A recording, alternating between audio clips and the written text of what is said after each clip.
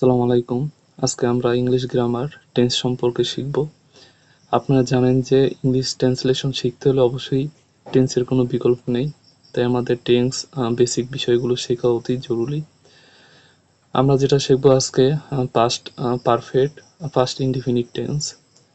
পরপর সংঘটিত অতীতে দুটি ঘটনার মধ্যে যেটি আগে, এখানে স্পেলিং ভুল আছে, এখানে হবে যেটি আগে ঘটে সেটি পাস্ট পারফেক্ট এবং অপরটি পাস্ট ইনডিফিনিট। যেমন ডাক্তার আসিবার পূর্বে রোগীটি মারা গেল। এখানে সঠিক ট্রান্সলেশন হচ্ছে the patient had died before the doctor কাম।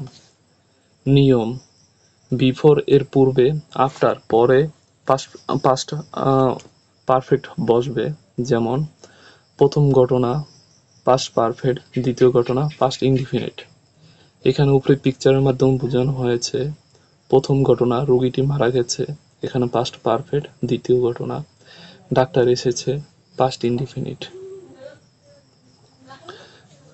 কিছু শর্টকাট টেকনিক দেওয়া রয়েছে।